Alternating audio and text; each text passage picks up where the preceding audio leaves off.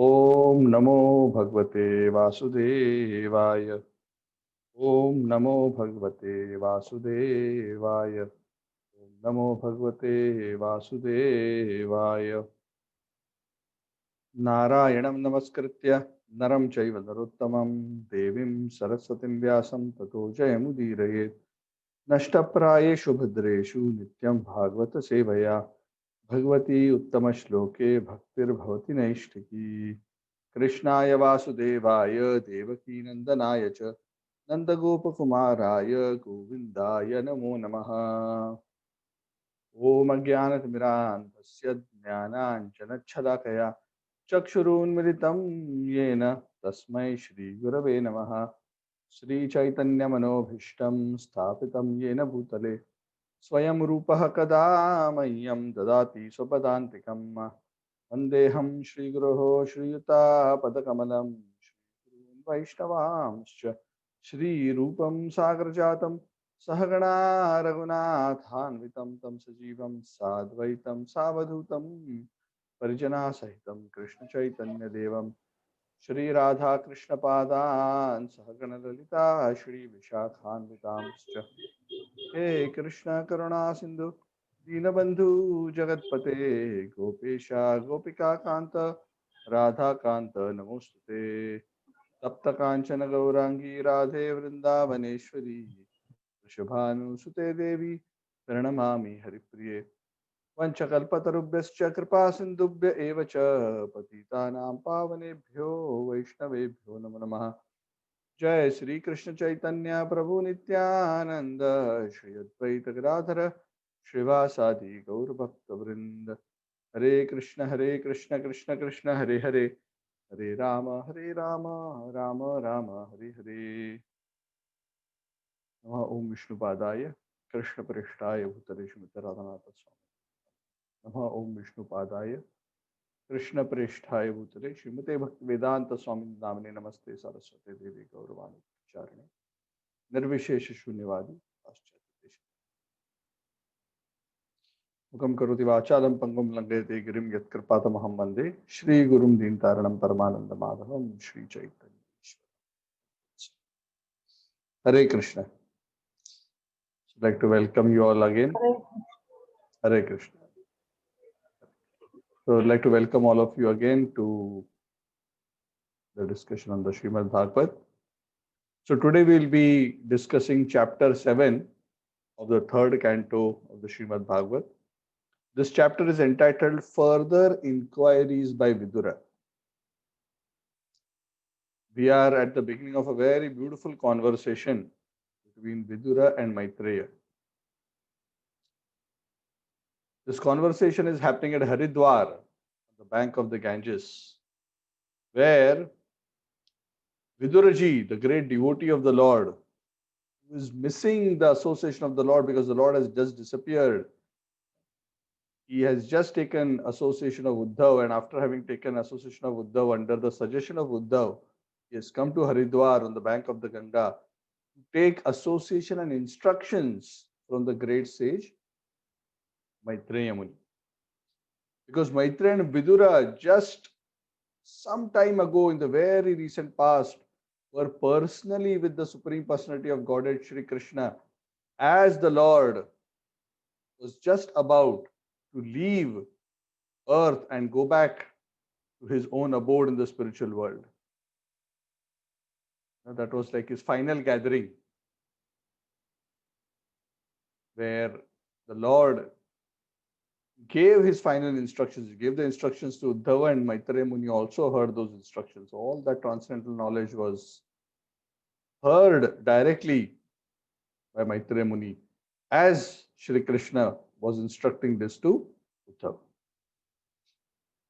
And Vidura was very eager to learn that. Of course, he wanted to hear it from Uddhav himself, but Uddhav insisted because, of course, even though he didn't say it that way, the reason was that Uddhav was much younger to Vidura. So he thought it more appropriate that Vidura be instructed and guided by a person who's more senior.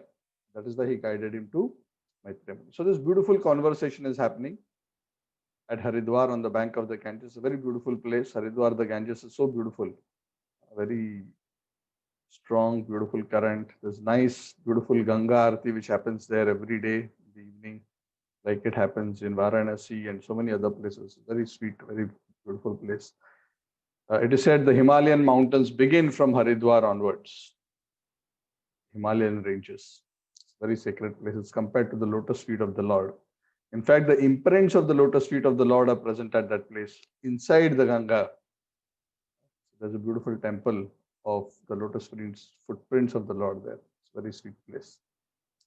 We had been there, a group of students, and we were fortunate to take bath in that place as well. So very special place. So the conversation has reached a very interesting point. After having described the preliminary process of creation, creation has two parts. Initial creation is done by the Lord himself, because nobody is able to do that part of the creation except the Lord. And that is the creation where the Lord glances on the material energy, agitates it, and from there, after having infused with the time energy, gradually the elements start, the unmanifested energy starts manifesting into differentiated elements. And these elements are not just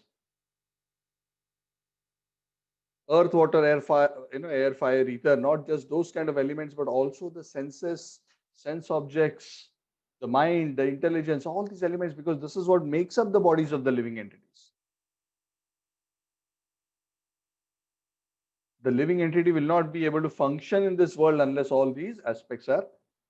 And of course, the Lord himself needs to enter into these elements to actually activate and make them work. He creates the devatas. He manifests himself by pervading into this universe. He manifests the Virata Rupa form. And all this was described in the previous chapter. So after hearing this wonderful description,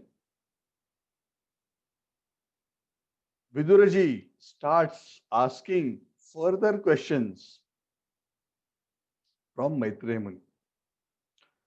He says, "Oh great Brahman, I have a couple of doubts. I have some doubts about God, Ishvara, and I have some doubts about Jiva, the living entity. You said that from the Lord this Maya energy is manifested. These three modes are manifested. So can you please explain to me, if the Lord is spiritual, if the Lord is unchangeable, how the Lord is associated with these three gunas? It doesn't, I'm unable to understand, because these three modes are the modes of illusion. These are the modes of materialistic energy. So how the Lord is connected with them? Please explain. And the Lord is spiritual and unchangeable. So how does he interact with the material modes of nature? In this world, he gives a nice example. He says, young boys, they want to play. And they get together and play various sports, and they are all driven to play because they have a particular desire. But in the Lord, when he creates all this material world, what is actually his desire? The Lord is fully self-contented. What kind of desire would the Lord have if he is fully self-satisfied and is fully detached? Why does he even manifest this world? That's a very interesting question. If God is fully satisfied, why does he create the world? And since the three gunas are part of the Lord, doesn't it affect him also? And then he asks about the jiva. So first we will deal with the answers to this question, and then we'll go to the second part. I'm not following the exact verse sequence here, but just trying to explain the answer to this question. So Maitreya Muni says very beautifully when this question is raised. It's very nice. You have answered a very good question. Actually,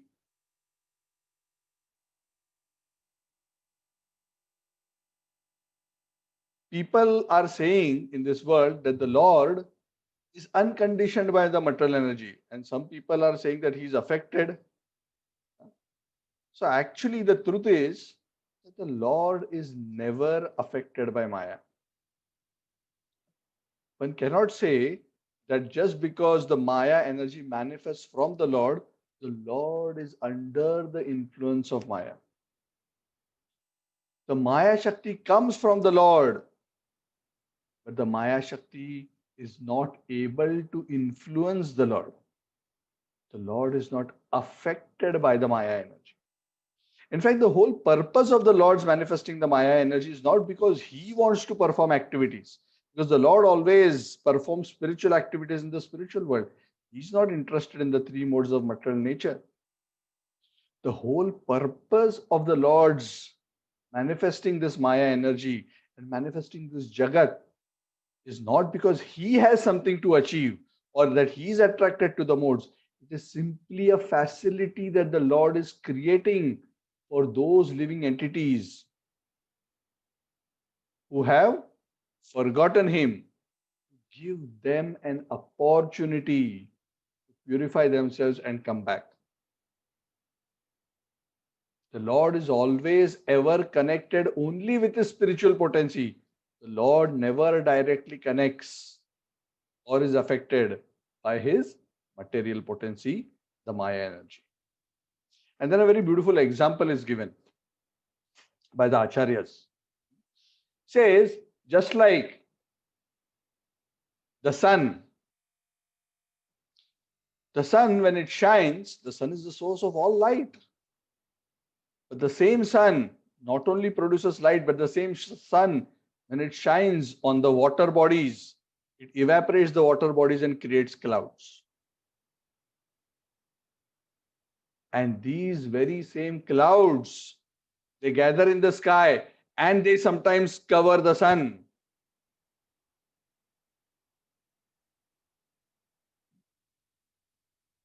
Or at least so it appears. It appears to us that the sun is covered, but actually the sun is not covered. The sun appears covered only for the people on this earth.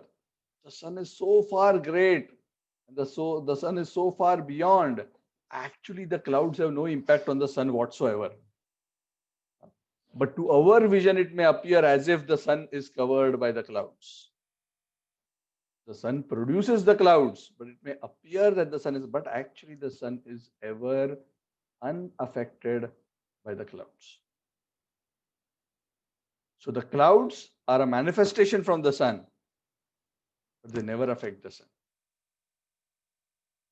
Similarly, the Maya energy comes from the Lord, but the Lord Himself is ever detached from the Maya energy.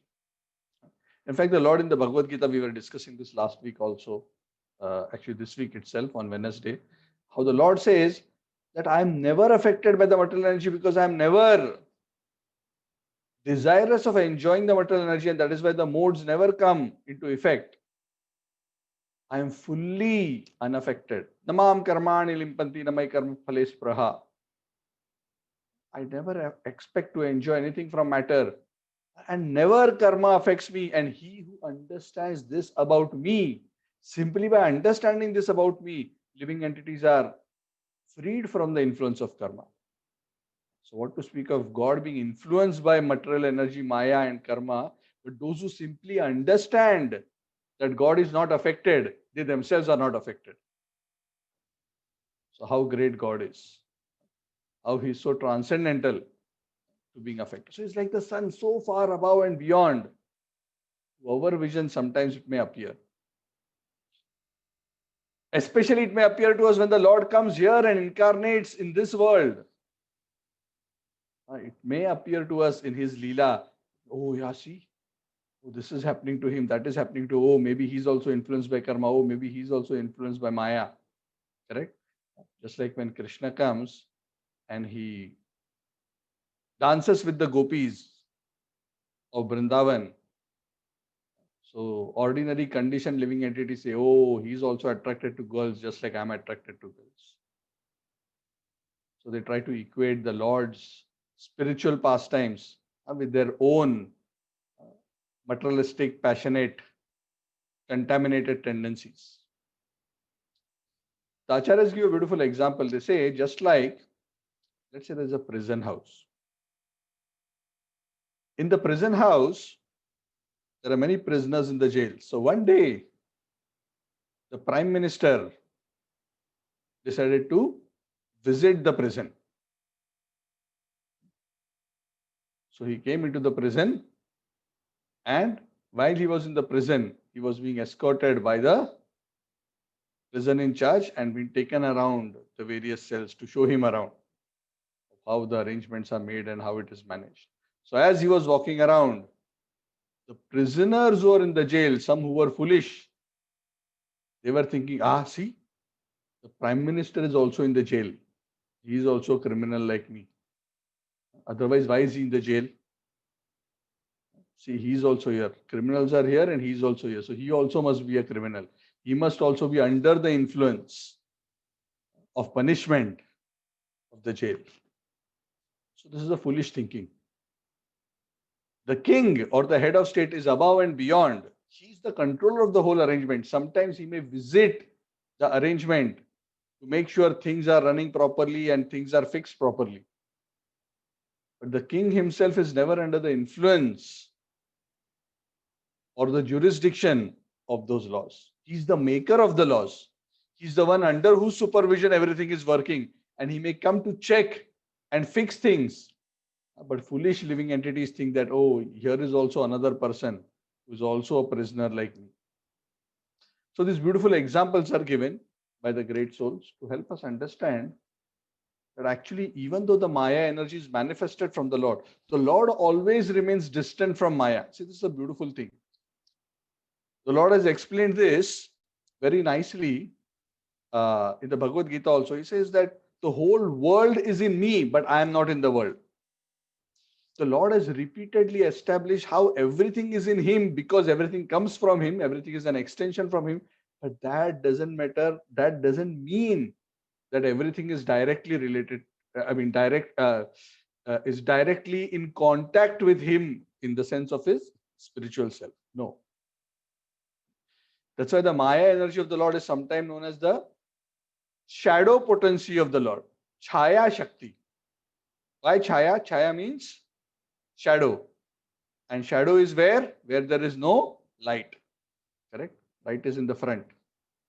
So the Chaya energy is supposed to sometimes compared to the back of the Supreme Lord. So the light is in the front, the spiritual potency, and the shadow. So actually the Chaya potency represents the back of the Lord. What does the back of the Lord mean? Forgetfulness of the Lord. And who has this forgetfulness? God doesn't have forgetfulness. The jivas have forgetfulness. The Lord creates this potency to facilitate the jivas who want to forget Him, to give them that facility so that through that experience, they eventually come to the sanity of realizing that it's a futile effort to try to forget God and be happy. In fact, it is an impossible task because they are actually eternally parts and parcels of the Supreme Lord. So in this way, Maitreya Muni explains that yes, it is not. This is a ridiculous thought that the Lord is affected. In fact, the Lord is never affected. And then Viduraji also asks questions about the jiva. He wants some clarity about the jiva. He says, please explain to me, oh Maitreya Muni, these jivas are also spiritual, just like the Lord is spiritual. How come the jivas are affected by this energy? In fact, the jivas are also being spiritual. They should be changeless. How they get changed and transformed? Because they are spiritual, this also doesn't make sense. How are they trapped by the Maya energy? So this is also a very interesting question. So Maitreya Muni answers it very beautifully. He says, see, the Lord is the master of Maya. So he is never influenced. He is the controller of Maya. He is never trapped. But the jivas are infinitesimal. The Lord is like the sun who's above, but the jivas being tiny, they are under. The cloud of Maya is so huge that if the jivas are disconnected from the Lord, the cloud of Maya can cover their vision of the sun. Very interesting. And the Acharya has given an example, just like there's a fire. The fire is compared to the Lord. And there are so many sparks which come from the fire. As long as the sparks and the various flames that come out from the fire are connected to the fire, they remain always in light. They always remain surcharged. If a spark flies out from the fire and goes at a distance, it gets disconnected from the fire, there is a good chance that the smoke may cover it up, that it may get, in one sense, disconnected from the fire.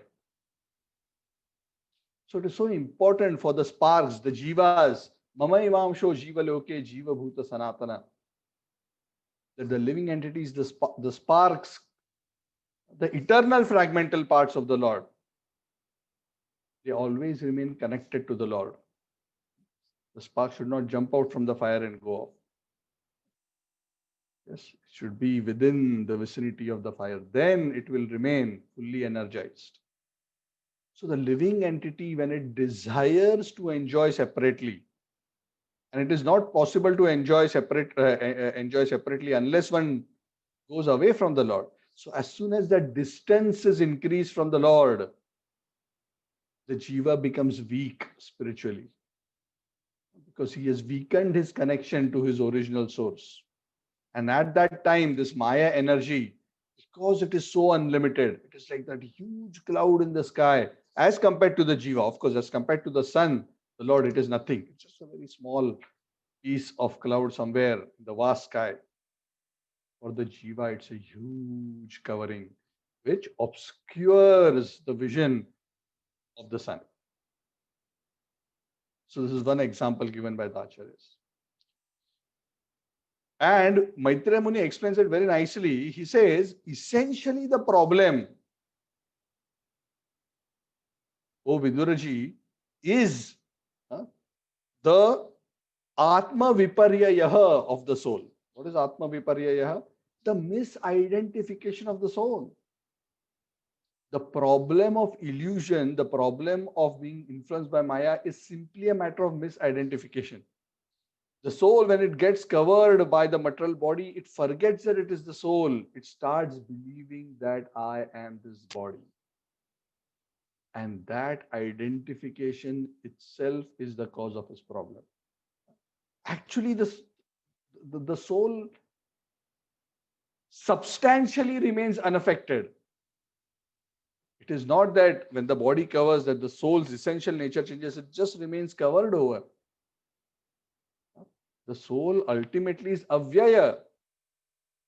It is unchangeable. Only temporarily its true nature gets covered.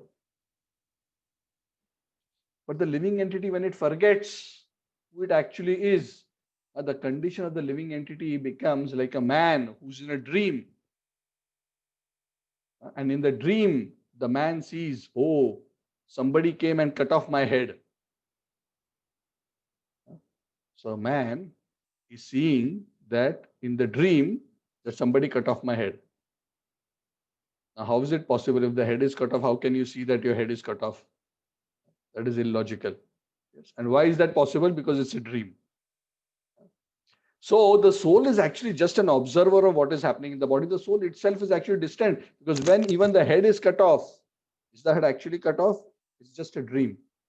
So similarly for the jiva, the material body is like a dream. Now this comparison of dream is given doesn't mean that the body doesn't exist. Dream here is the false identification. Just like in a dream, we falsely identified with the dream form that I am this form. Similarly, the soul in illusion identifies itself with the body, thinking I am this body. So actually there is no real impact to the soul, in the sense that the soul is not cut when the head is cut. It's like that. Maitreya Muni then gives another example. He says, just like the moon who's in the sky is actually unaffected by what is happening on the ground. But the moon, the reflection of the moon on a water body, let's say there is a lake, and the moon is reflected on that lake. So on that lake, if somebody creates ripples, what happens? It appears that the moon is breaking and is affected by the ripples. The moon appears to tremble. It appears to be affected. Is the moon actually affected? No, the moon is sitting in the sky. It's only the reflection of the moon which appears affected because of the association of the reflection with the surface of the water. The quality of the water becomes temporarily superimposed on the reflection of the moon. Similarly, the soul in its true form is never affected by matter, but when the soul identifies itself with matter, when the soul's consciousness, because of the false ego ahankar, identifies itself with matter, the transformations that happen in matter, they seem to impact the consciousness of the soul, but actually the soul itself remains unaffected. Correct? Nainam chinnanti shastrani, nainam dahati pavakah, na chainam kledayantyapo, na shoshayati marutah. In the Bhagavad Gita, the Lord has said, the soul is never touched by weapons, cannot be burned by fire, cannot be wetted by water, cannot be dried by. Ajo nityo shashvatoyam purano na hanyate hanyamane. Adayoyam avikaryoyam. There is no vikar in the soul, there is no transformation change in the soul. So all this experience that the soul is having in this world is all because of this false association. So it's only the reflection of the moon which is trembling. The moon is not trembling. But if the moon starts identifying itself with the reflection and forgets that it is the moon will think, oh, I'm trembling.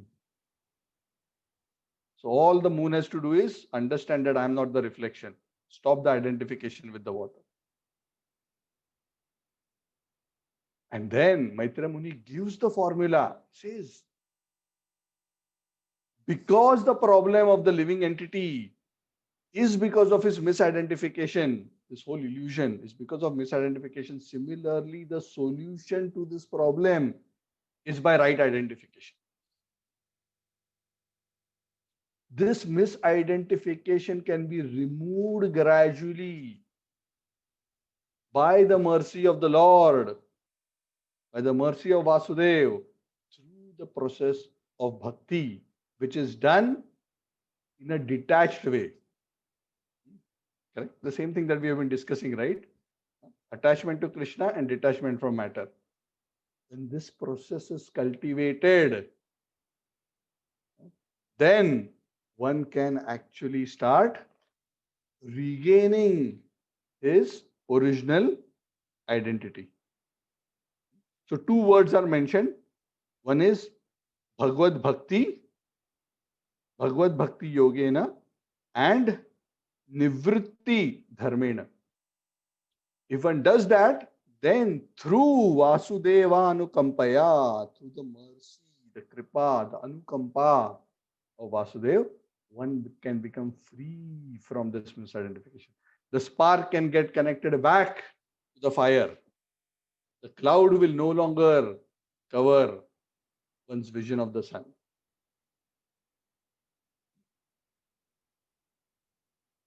The cloud doesn't cover the sun. The cloud only covers our vision. God is never covered by the cloud, just like the cloud never covers the sun. Does the cloud actually cover the sun? No. Sometimes it thinks, oh, no, the sun is fully covered.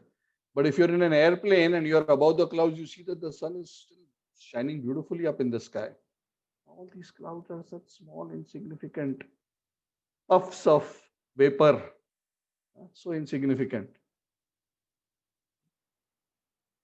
The sun is so huge, vast, and unlimited.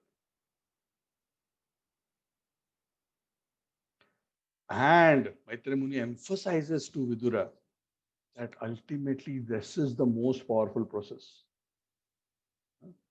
All miseries can be vanquished for the living entity when he connects back to the Lord by serving him. And what is the best way of serving him? He says, if you want to eliminate miseries, simply by hearing and chanting Shravan and Kirtan of the name, form, qualities, and pastimes of the Supreme Personality of Godhead, one can achieve cessation of the miseries of unlimited conditions.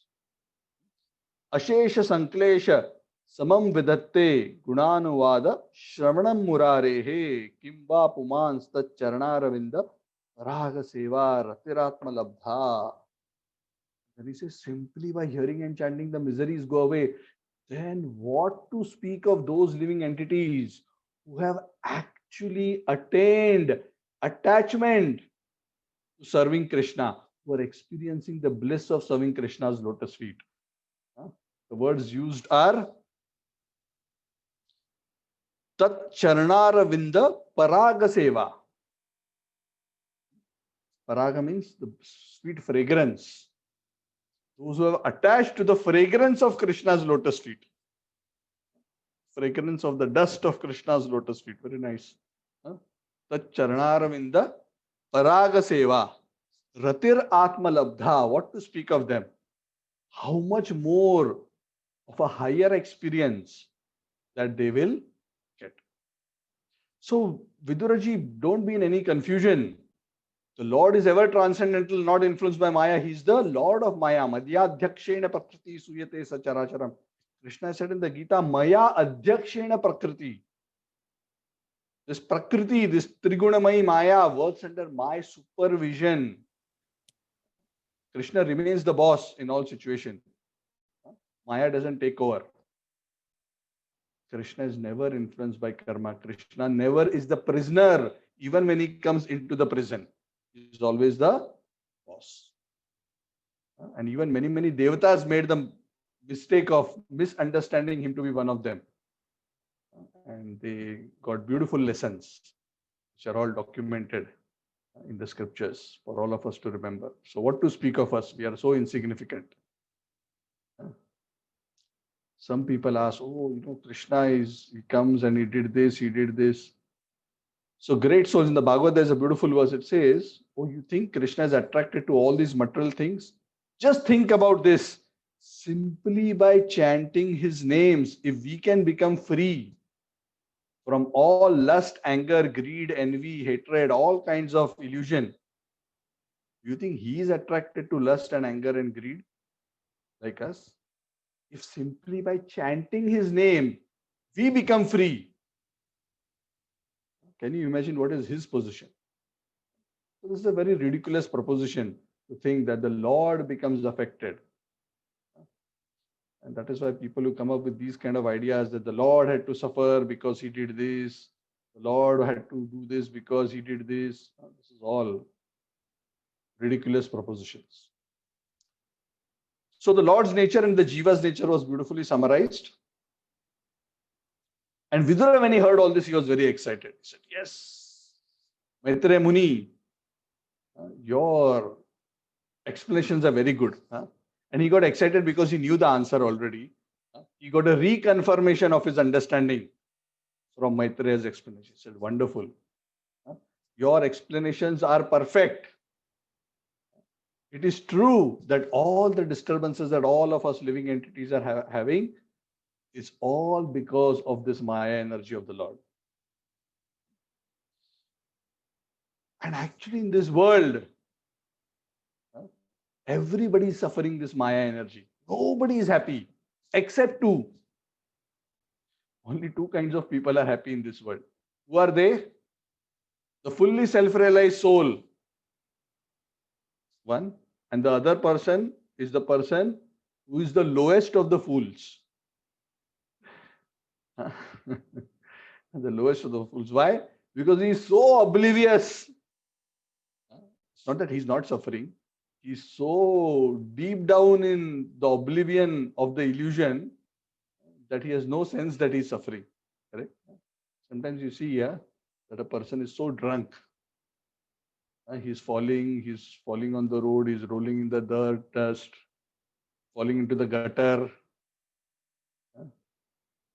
but he has no idea. He's thinking he's having a good time. And he has no idea because he has lost all sense. So apart from the highest Paramahamsa and the lowest fool, everybody in the middle is suffering from the pangs of material existence. But thank you so much, Maitreji. I'm so obliged that you have confirmed my understanding that actually this whole material existence is actually without any substance. It appears so real. But this reality is there because of the misidentification that the soul has. And now I'm also confident that just by your mercy, I have got this knowledge, that I'm confident that if I continue to serve your lotus feet, that I will also be free from this kind of false identification with the material body. So then Vidura starts explaining the importance of approaching and surrendering to the spiritual master to become free from illusion. So this is a very, very important principle in the scriptures. Even though the Lord is ultimately the guru of all, we living entities who have given up the Lord and come into this world rejecting him, have gone so far away. It's very difficult for us to approach the Lord directly. The Lord makes himself available to us through his bona fide representatives in this world. And that bona fide representative is the spiritual master, the Guru. Sakshat dharitvena samasta shastrai. And that Guru, who's a very confidential devotee of the Supreme Lord, is actually very, very close. He's in fact the representative of the Lord in this world. And his instructions are as good as the instructions of the Lord. Serving him is as good as serving the Lord. Pleasing him is as good as pleasing the Supreme Lord. In fact, the scriptures say it is a better idea to please God by pleasing the Guru rather than trying to please the Lord directly. The Lord prefers it that way. And Viduraji says, by serving the spiritual master, Yasya prasadat bhagavad prasado, one can actually achieve Krishna's grace, one can actually experience this ecstasy of devotion to the Lord. We want to be free from all these miseries of material world. It is very difficult if we just try to do on our own, because this path has so many challenges. One needs grace, one needs the potency of the Lord to elevate us, to purify us, because this is a task which is so huge, so great, that it is practically impossible for us to attain it by our own efforts. But Krishna is so kind that he has made that mercy, that kripa available to those who take shelter of his representatives in this world. And that is why those who want to become free from material existence, they should always seek out such a great, purified devotee of the Lord and take shelter and guidance from him.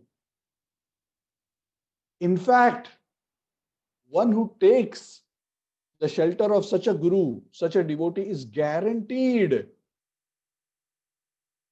to very soon attain the supreme destination. And because such great devotees are such a wonderful blessing for those who are trapped in this world, actually to attain the service, the association of such great souls is actually very rare. It's very rare. Unless a person has accumulated great pious credits over many, many lifetimes, one doesn't get the opportunity to associate with the pure devotees of the Lord. It's a very great blessing to get the chance to associate, and even more than that, to serve those who are the pure devotees of the Lord. Is a very, very rare opportunity. And it's very rare because so precious. Because simply by getting that opportunity, if a person grabs that opportunity and renders service to the pure devotee, the doors of the spiritual world open. There are many verses in the scripture which actually mention this principle again and again. In fact, the scripture, some great souls have, in fact, in the Bhagavad itself, in another canto, another verse, is a very beautiful verse which says that when a living entity's sojourn in the material world is almost coming to an end, and is now supposed to very soon leave the material world, at that point in time, he comes in contact with a pure devotee of the Lord. What does that mean? That means that when a person meets a pure devotee of the Lord, it is almost guaranteed very soon he is going to escape. Because that association is so purifying, it is so enlivening, it is so empowering, that very rapidly one can actually elevate oneself to perfect consciousness. So such devotees are very rare, and the association and service of such devotees is very rare. So this was a very beautiful glorification which Vidura does. This is the heartfelt realizations that Vidura is sharing with Maitreya. So essentially he says that thank you, you have cleared all my doubts, and it is very true that the only way to achieve perfection is by taking up the process of devotional service. And when one takes up, two things happen. One is one becomes free from miseries, and second, one starts experiencing the ecstasy of the seva for the Lord. And this is possible, this kind of attainments are possible through obtaining the seva of the pure devotee. And that seva is very rare. So all of us who are connected to pure devotees in the parampara, we should consider ourselves very, very fortunate. Actually, that is the greatest blessing the Lord can give. The greatest blessing is not that you become millionaire, we get a big job, that we get a beautiful husband or a wife, many children, successful business, you become minister, you become dato, or whatever else we may want in this world, recognition, fame, money, whatever. All these things it may come to us, but they are all temporary things which are going to disappear very soon. And often many of these things bring with themselves a lot of misery. So many of these things we think are sources of happiness, but actually, like what we discussed in some of the previous classes, they are actually sources of misery. Dukkha yonaya evate adya anta vanta kaunteya na teshu ramate bhuta. Those who are intelligent, they don't try to enjoy these things because they have a beginning and an end. But the real thing of value in this world is the association of saintly people. Because that is what will give substance. All other things in this world are insubstantial because they are of this illusory Maya energy, the three modes. Just temporarily take some form and name and then disappear and dissolve. It's all going to go. Only those things which are of spiritual nature are substantial and they will elevate the soul. And the carriers of spiritual energy in this world, just like if we want petrol, you have to go to a petrol station because that is where the petrol is stored, right? You cannot go to a grocery shop and ask for petrol. You have to go to a petrol station, a gas station. So if you want bhakti, this bhakti is only stored in the hearts of the pure devotees. They are carrying it. It's not available anywhere else. It is not available just in rituals, just in pious activities, just in austerities. Neither by tapa nor dana nor yajna one can get bhakti. Bhakti is there in the hearts of the devotees of the Lord, and from there one can get. That is why the association of such devotees is always considered very, very special. And that is why Krishna says in the scriptures, in the Gita, in the Bhagavad, he says that when a living entity sincerely wishes to come to me, I reward his sincerity by connecting him to someone who's connected to me directly. Because in that way, his connection with me becomes established. And in that way, he becomes a recipient of my mercy, my knowledge. That is the blessing of the Lord. So if we have received that fortune, we should consider ourselves very, very fortunate. So after having described this,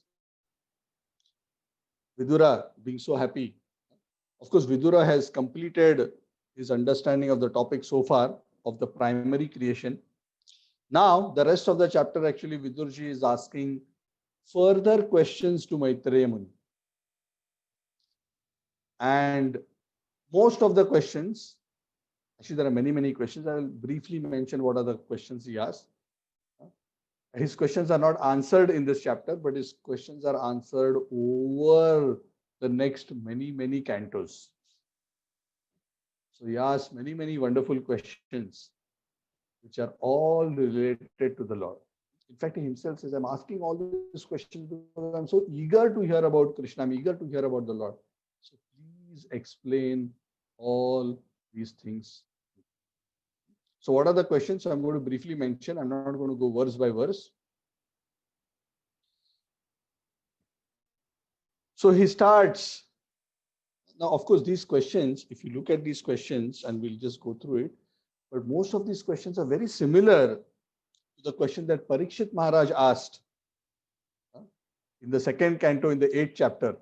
Parikshit Maharaj approached Shukadeva Goswami, asked a lot of questions. Right? He asked about creation, he asked about Manvantaras. If you remember, there are 10 topics which are discussed in the Bhagavad. The Bhagavad is a Puran. Yes, Sarga, Visarga, Manvantara, Utayah, Ishanu Katha, Sthanam, Poshanam, so on. There are 10 topics. So those questions were asked. And very similar questions are being asked.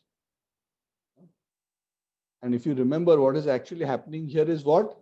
Shukadeva Goswami is answering Parikshit Maharaj's question by quoting the conversation of between Vidura and Maitreya.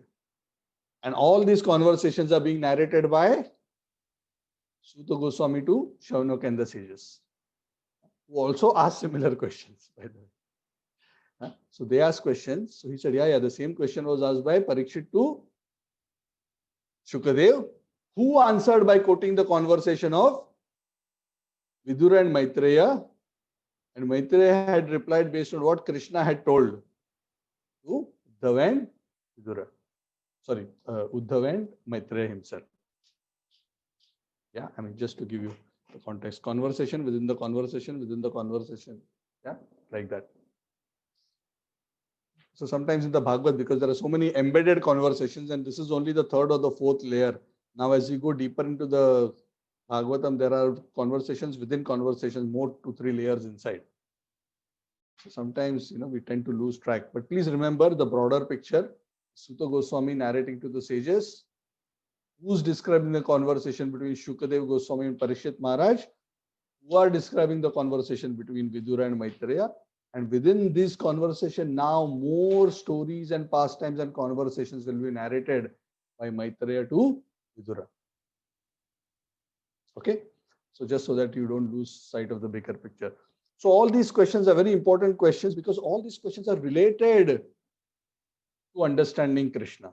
What are those questions? Let's just quickly go through them. Please explain to me, Viduraji says. These are verses 23 onwards. Explain to me about the vibhutis, the powers of the Lord, the different powers and the different divisions. And especially the powers by which the Lord populates the universe. Because the Virata Rupa is created, the universe basic form is there, then there are planetary systems, and the planetary systems are going to be populated. Explain what are those vibhutis by which all this happens. Also explain to me about all that Brahma creates, because after the primary creation, Brahma is taking over. Correct? Initially, it's the Karnodakshayi Vishnu, from whom the Garbhodakshayi Vishnu manifests in each and every individual universe. And within that within the universe, Garbhodakshayi Vishnu, half the universe he fills with the Garbhodaka water. Then 1,000 celestial cycles or 1,000 days of Brahma equivalent he waits, and then only Brahma is born. And then Brahma continues the second part of creation, the Visarga part.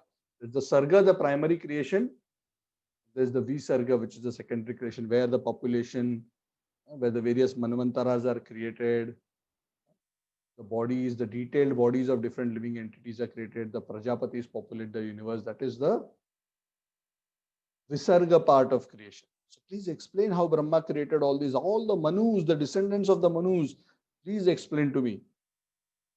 So some of these answers to these questions span third canto, fourth canto, eighth canto, and so on. Explain the different planetary systems.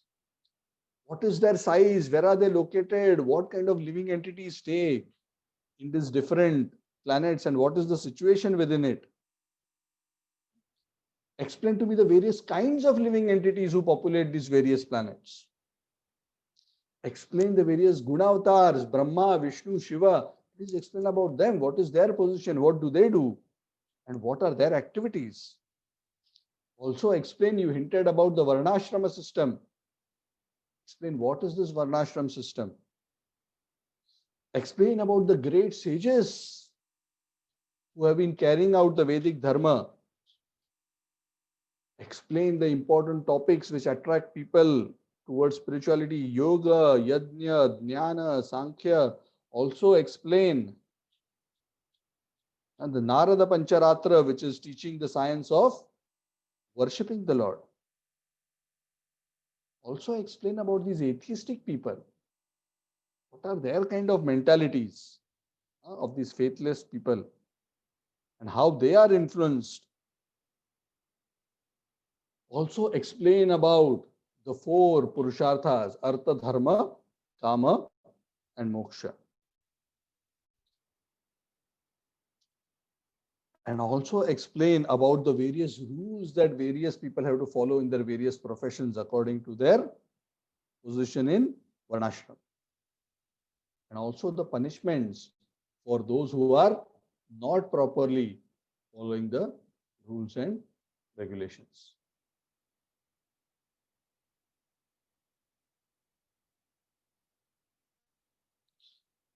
Also describe to me about the death rites.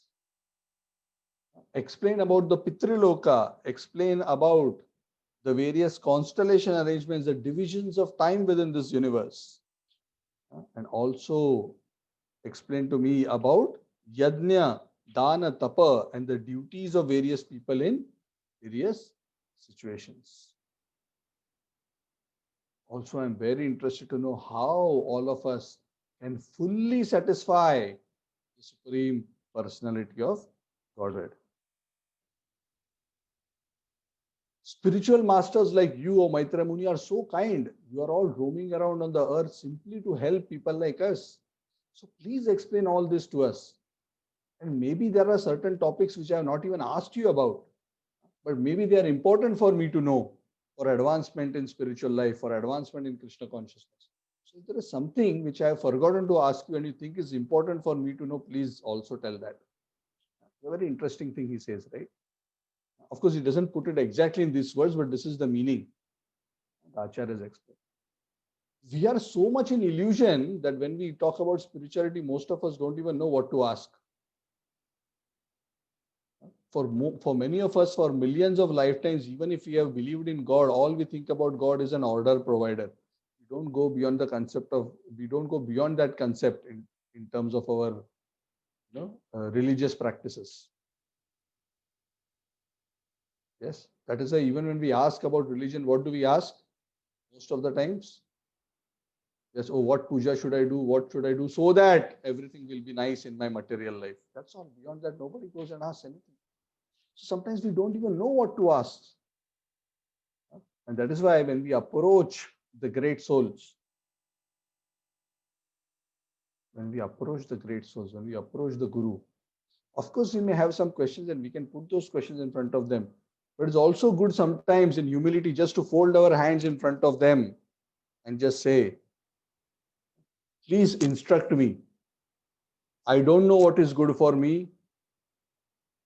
If you see that there is some need for improvement in me, if you see that there is some instruction or guidance that you would like to give me beyond what I have spoken or asked, please let me know. See, the great soul sometimes may have so many things to tell us, but if they see that we are too egoistic, then they will not extend themselves because we are not ready to receive. But when we humbly surrender and submit ourselves to the great souls like this, then they become very kind. So I try to make it a point whenever I come across great souls, I try to also present in such a way, please tell me anything that you want to instruct, anything that you think I should know, any area that you think I should improve. Of course, if you are not sincere, if you are not humble enough, even though we say like this, the great souls may or may not tell us. But if we are properly humble and we approach them properly, then they will definitely shower their kindness on us. Also, he says, explain to me not just about the creation and the population and the duties and all that, but also explain to me about the various kinds of dissolution, destructions. What are the various levels of dissolutions and what happens after each of them? Who survives after various dissolutions, especially while the Lord is asleep? This knowledge of the Lord, the jivas, the material energy, their interconnection, all this is the essence of the knowledge of Vedas. So please explain all these truths to me and also explain to me what is the importance of the Guru and the proper characteristics of the Shishya. This is also a very important concept, understanding Guru and Shishya. Because spiritual life is not just about Googling and finding an answer. Spiritual life is a deep secret. It's like Krishna in the 9th chapter says, Raja Vidya Raja Guhyam Pavitram Idamuttamam. Bhagavad Gita is available on the internet. How is it a secret? There are so many secret documents in the militaries and the government which are classified. Nobody has access to them. Bhagavad Gita, everybody has access. Just go to Google, look it up. But Krishna is saying, God is saying, this is the topmost secret of all secrets. How is it so secret? Secret because you can read it, but you may not still be able to understand it. Because the key to understanding it is the blessings of the Lord. And the Lord gives his blessings to whom? Yasya prasadat bhagavad prasado. When we receive the blessings of the Guru, of the devotees, then Krishna gives his blessings. Then the key is opened.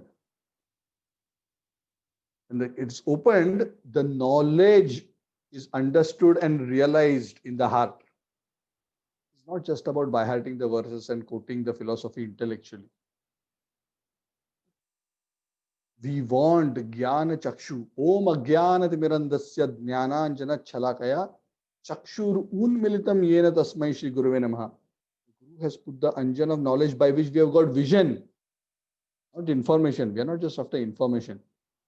We want the vision, the Divya Chakshu. When we get Divya Chakshu, we can actually see things as they are.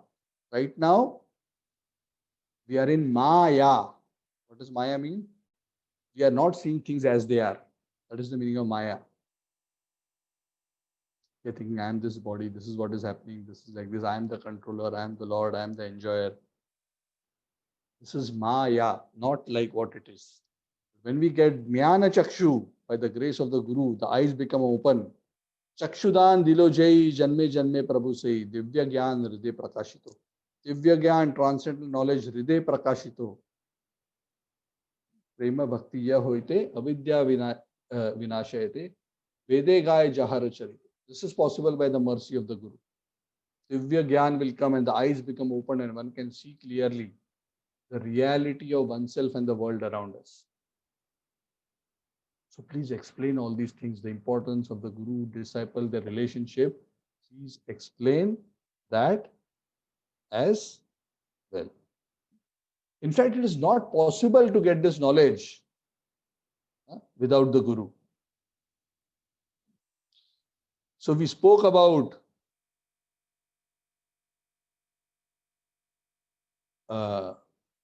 getting the mercy of the Guru. But this knowledge, we spoke about spotless knowledge, but the spotless knowledge comes through the grace of the Guru. So it is not possible. So please, oh great sage, I have placed all these questions in front of you. Yeah. And ultimately, because I know the answers of all these questions are connected to the Lord and His ultimate purpose. What is the ultimate purpose of the Lord? In this material world, it is to bring all living entities back to Him. Correct? That is His ultimate purpose. Everything in this material world is designed for that. Law of karma, that is the ultimate purpose. The three modes, that's the ultimate. It's all meant to give us the life lessons which will remind us and gradually prod us towards the realization that we cannot be happy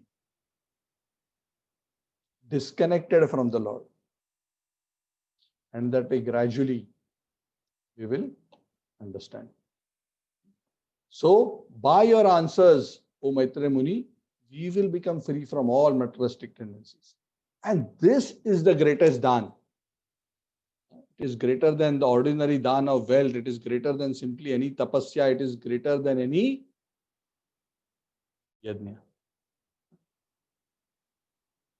This kind of knowledge, and Krishna explains this in the 4th chapter of the Bhagavad Gita also, that ultimately, jnane, that ultimately all these sacrifices culminate in transcendental knowledge. We may be doing so many kinds of religious and spiritual formularies, but if they are not leading us towards understanding the Lord and ourselves and ultimately developing devotion for Him, then it's futile. Shrama eva hi kevalam. So after having said that, Viduraji ends and Shukdev Goswami ends this chapter because he's narrating all this. He says, thus the chief of the sages was always enthusiastic about describing the topics regarding Supreme Personality of Godhead, began to narrate the descriptive explanation of the Puranas. Because so many topics were asked, right? All these are actually topics which come in the Puranas. Because he was inspired and infused by Vidura. And he was very, very excited to speak on this. Okay, so thank you very much. That brings us to the end of the 7th chapter. Any questions, any comments? Hare Krishna Prabhu. Yes, Mataji, Hare Krishna. I'm Sachiprema here. Yes, Sachiprema. Please forgive my ignorance, but I'm just humbly and respectfully asking. When we say that we become spiritually advanced,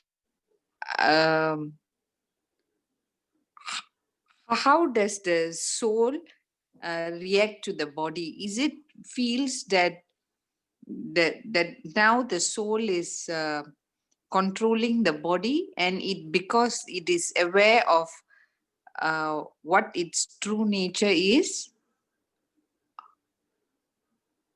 or it's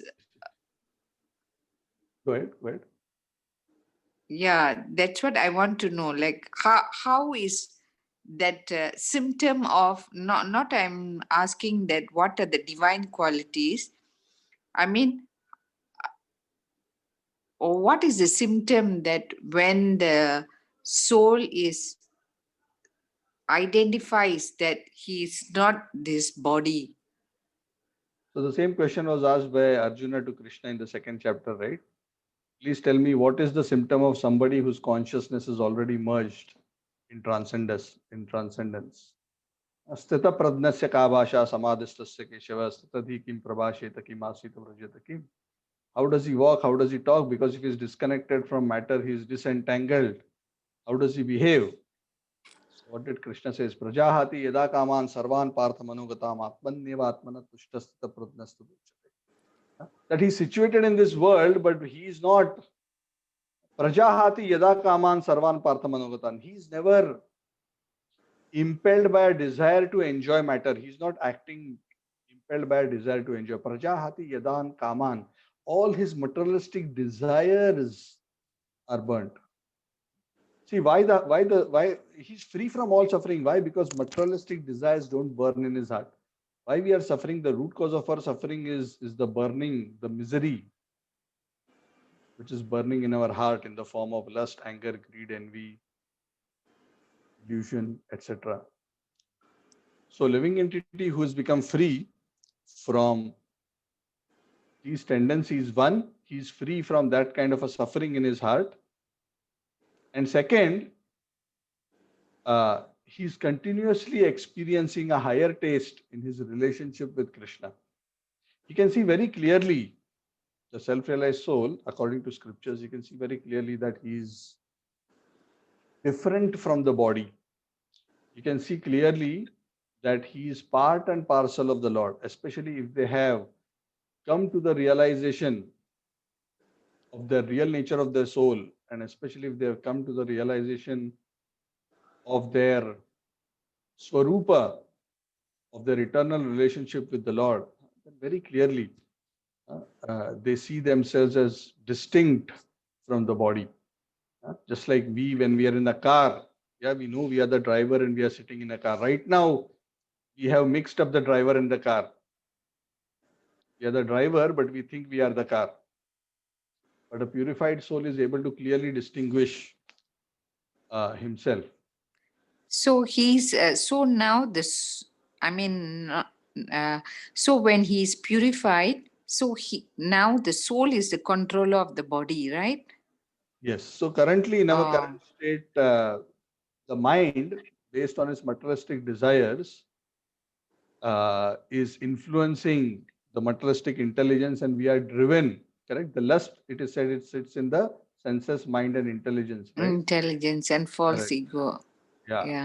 So it is being driven like that. So we are driven by these materialistic tendencies and impressions.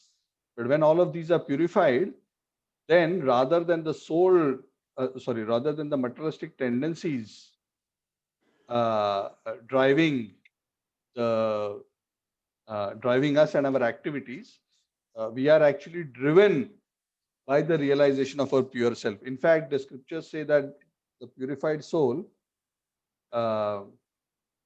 because he's in direct contact with the Supreme Personality of Godhead, practically he is dictated by the Supreme Lord in terms of his activities.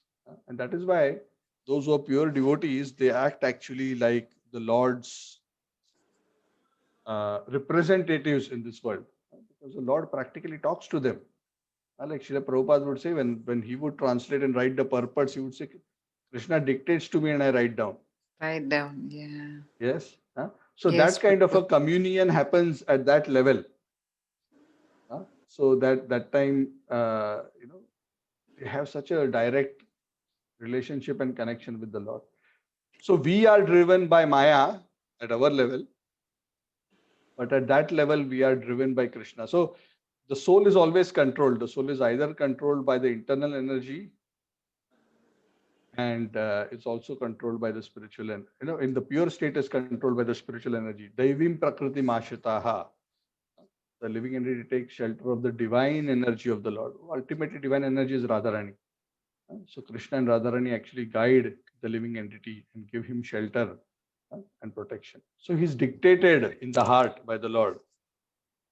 And that is why when we approach such great souls, pure devotees, when they speak, actually Krishna speaks through them. Oh, okay. And whatever they give us as guidance and instruction is considered by the Lord as his words. That's why it is considered very special to receive instructions and guidance from those who are purified. So there's no attachment to ties and no attachment to. So one of the symptoms is complete detachment. That means there's no attachment to anyone. That one of the symptoms, Prabhu? Yeah, he's equipoised and he has no material attachment. Okay, that doesn't. Material. Oh, okay. Yeah, okay.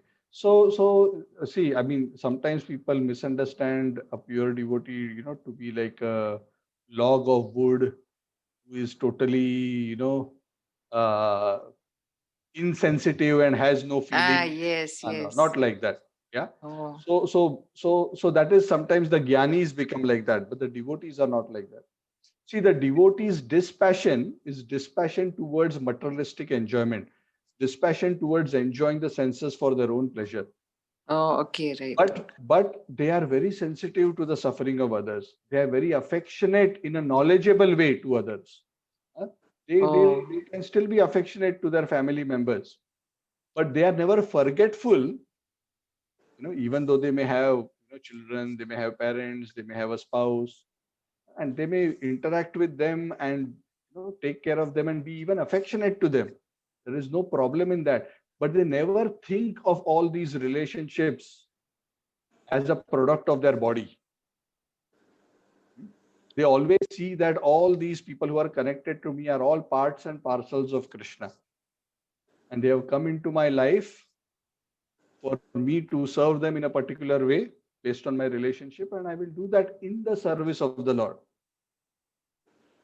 So a devotee is not hard-hearted.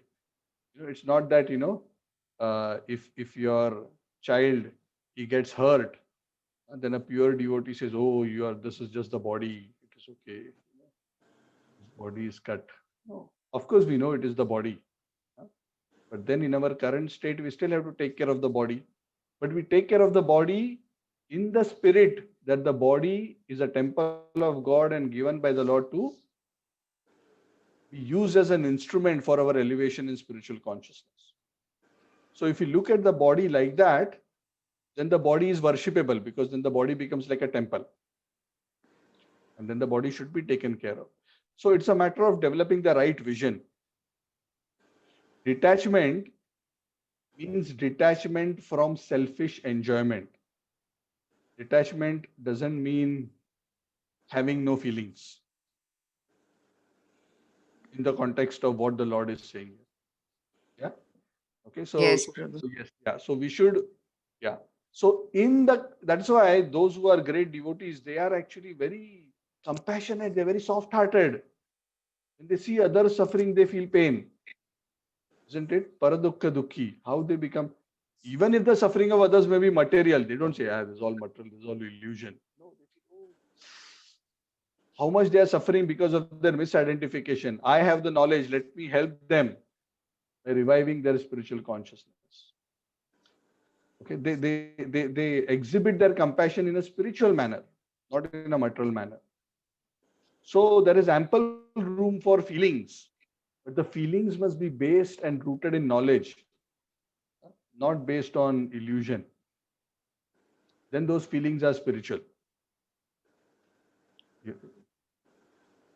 Does that help? Oh, thank you so much, Prabhu. It really helped. Thank you so much. Thank you. So Gangotri Mataji is asking, do I know my relationship with the Supreme Lord yet? No, I don't. I just know I am the servant of the Lord. So at a very advanced level of spiritual consciousness, one gets the realization. Of course, we are all servants of the Lord. Jivir Sarup Hoi Krishner Nityadas. So in that sense, all of us know what is our relationship. But in what way we are going to serve the Lord in the spiritual world? At a very advanced state of consciousness, the soul realizes that when he goes back to the spiritual world, in what way he'll be serving the Lord? Will he be serving the Lord like a friend, like a sakha? Will he be serving the Lord like a mother, as an assistant to Mother Yashoda? Will he be serving as a gopi, like an assistant to Radharani?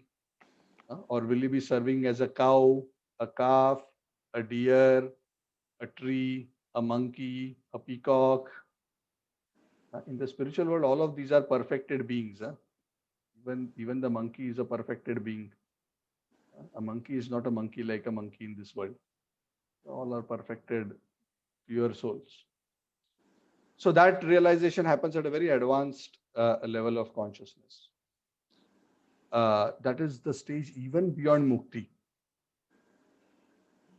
So that is the stage when one actually experiences a very deep level of spiritual connection, bhava and beyond. So that is very, very high. So for us at our level, we should always remember that it doesn't matter what ultimately the relationship is. Ultimately, everybody is serving Krishna.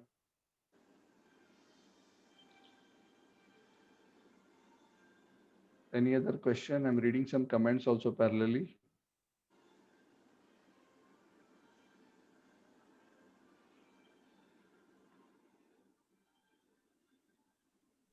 Prabhu, just a question. Yeah. Another question, actually. Okay. So, in Kali Yuga, is there a possibility, assuming that everyone like takes up to bhakti, then the effects of Kali Yuga may not be as drastic as it's been predicted?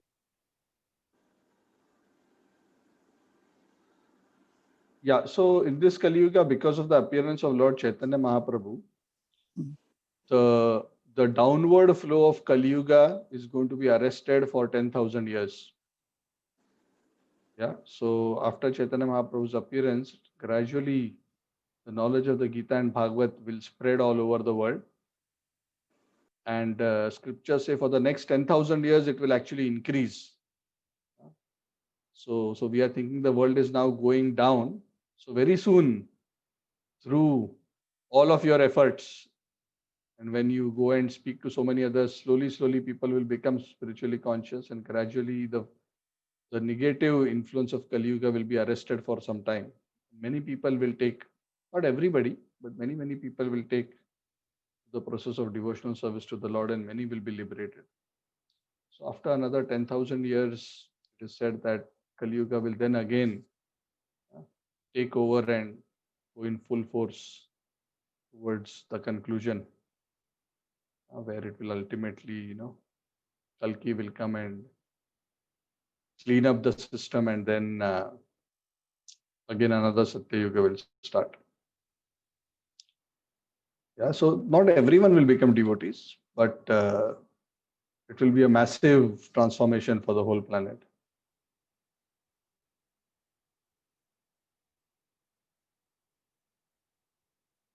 So Roy was asking a question. So Roy, the Lord is never affected by karma, yeah, even when he comes in this world. So all this talk about, Lord Ram did like this, that's why in Krishna Leela something like this happened. This is all nonsense. Okay, the Lord is never influenced by karma. The Lord decides what he does by his own sweet will. So all those leelas have a different explanation, and this kind of interpretation actually is actually quite offensive. So we don't accept that. So karma, Krishna is very clear in the Bhagavad Gita. Na maam karmani limpanti, name karma phale spriha.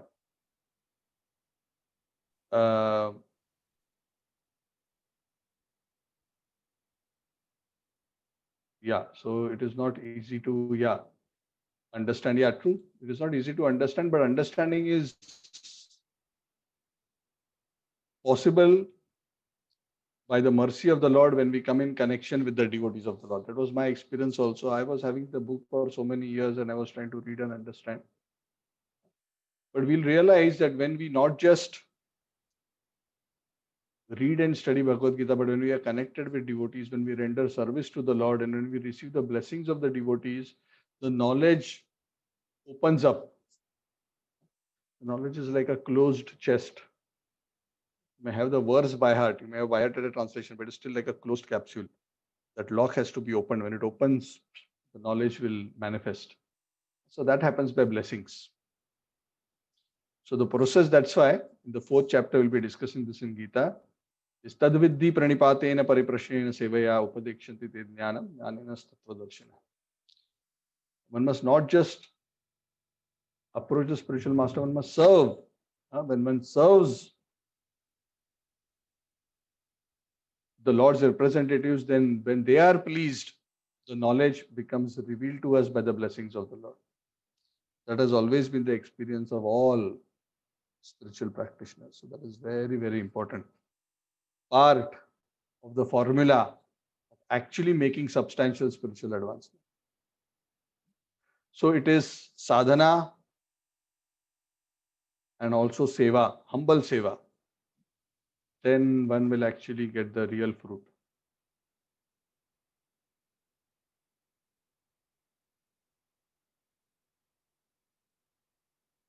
Anything else? Prabhu, just one Yeah, more. sure. People like Indrajit in Ramayana, Hmm.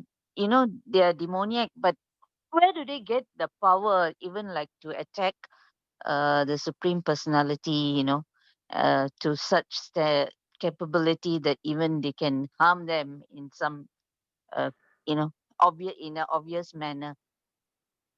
Actually, they are never able to harm the Lord, but in the Leela, the Lord Mm. manifests the Leela like that where sometimes it appears as if it is becoming tough challenge for the Lord. That is part of the Lord's play. Yeah. So sometimes the Lord plays like that. So even when the Lord, in many Leelas, sometimes he was trying to act as if. So even when the Lord was in the coils of Kaliya, when Krishna was in the coils of, initially, the Lord allowed himself to be tied up in the coils of Kaliya, and he was like appearing as if he is, uh, being overwhelmed. And all the residents of Vrindavan were, oh, Krishna is trapped, he's going to be. And they were in so much anxiety. So Krishna does this just to create some excitement and to increase, uh, then the climax becomes more exciting, right? So then everybody came to see. So Krishna likes to have some fun. Uh, so so yes, the demons are so insignificant in front of the Lord, correct? See, the Lord in his sleep is manifesting billions and billions of universes from the pores of his skin. I think some ordinary living entity with some, even if they may have got a lot of powers by some tapasya and whatever, what is that in front of the Lord? The Lord is pervading each and every atom of each and every body, part of his body. The Lord is the very basis on which that person's body and everything that he has is existing. Correct? The Lord can obliterate anybody in a microsecond and nobody will even know. So to think that the Lord is of any kind of a challenge to anybody is actually a ridiculous proposition. It may appear like that, but the Lord, yeah, like Amit also said that the power of the demons also comes from the Lord. That is true, but even that power is insignificant as compared to the power of the Lord. It is so insignificant. It is not even a drop of the ocean. How can the drop challenge the ocean? So this is, when the Lord comes into this world because he wants to, the Lord does this for various reasons. One, to make it exciting. Sometimes he has certain lessons for us through those leelas. Uh, and especially in the Ram Leela, with Indrajit, of how Lakshman was affected and all that. These are all leelas which the Lord does to show his affection. Because through that leela, the Lord showed his affection, Hanumanji showed his seva. So many beautiful pastimes became manifested from that. And there are many deeper meanings of many of these pastimes also. So as all these things are happening, uh, uh, those who are cognizant of the Lord's actual potency, they are not bewildered or confused based on all these uh, apparent challenges or reversals. All these are by the arrangement of the Lord. I didn't quite understand the concept of Saturn as others believe. What do you mean, Mataji? I didn't quite get that. The other religious people, they have a concept of God and satanic. No. So as powerful as God God. has no. We don't accept that. That's a ridiculous idea, right? Because if God is the source of everything, He would be the source of Saturn, and He would be the controller of Saturn as well. So, if you say that there is somebody equally powerful like God, then that means there are two gods. There is a good God and there is a bad God. So that's why in our tradition we have the concept of Maya. And what is that badness? The badness is the forgetfulness of the Lord. That badness is not some separate entity who is evil. The evil is itself the forgetfulness of the Lord, which causes us to become evil. Evil here means what? Evil here means to act in a very selfish, self-centered way. So that is what we call as Maya. So yes, there is no separate Satan or whatever they call it, Shaitan. Yeah. So basically, it's so wonderful that, this itself, the point that you mentioned, there's only one God. If you look at it that way, I think what we preach is what is the ultimate religion, definitely. Because the others claim that there's only one God, but they believe in Satan, right? So even they are, as you said, they don't carry any weightage when it comes to the as what we believe. There's only one God. So even the whatever power that they have still comes from God. Yeah, so it's so wonderful. The explanation is great. Yeah, there's definitely, I mean, there is no counter to God. I do not know in the other traditions what exactly is their idea of Satan. If they are saying that there is an independent existence of Satan other than God and is beyond God's control, then obviously that is a point which the scriptures you know definitely don't agree with. I do not know whether that is the interpretation of the other religions. I haven't studied that, but there seems to be some kind of a concept which seems to indicate something like that, but I'm not very sure. But yes, ultimately there is just one ultimate truth, and all ignorance and illusion is just about forgetfulness of Him. Okay, so thank you all very much. It's almost 10:30, so thank you for patiently hearing. If nothing else from anybody, then we will close the class for today. Okay. Granthra Srimad Bhagavatam ki Jai. Jai.